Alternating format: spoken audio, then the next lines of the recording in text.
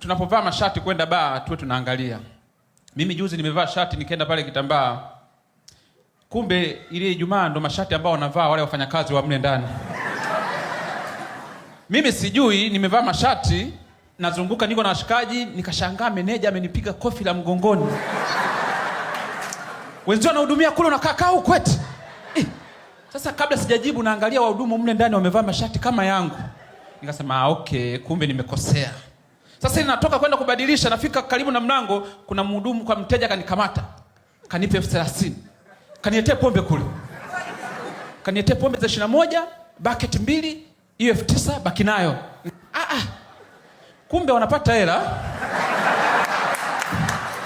Sasa baada ya kwenda kubadilisha shati, nikaona ngoja tu nipeleke hii bucket moja nione.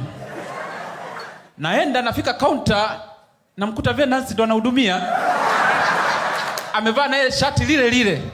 Mimi nikaa najiuliza mashati Venance mbona havagi mchana?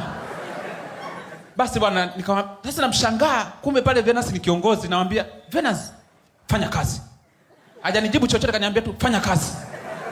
Basi mimi nikachukua baketi zangu napeleka, sijafikisha zile, kuna mtu mwingine kaniita tena kanipa 10,000, niletee vinywaji vya 6,000, 4,000 baki nayo. Nikasema sasa leo hapa nitafanya kazi mpaka usiku.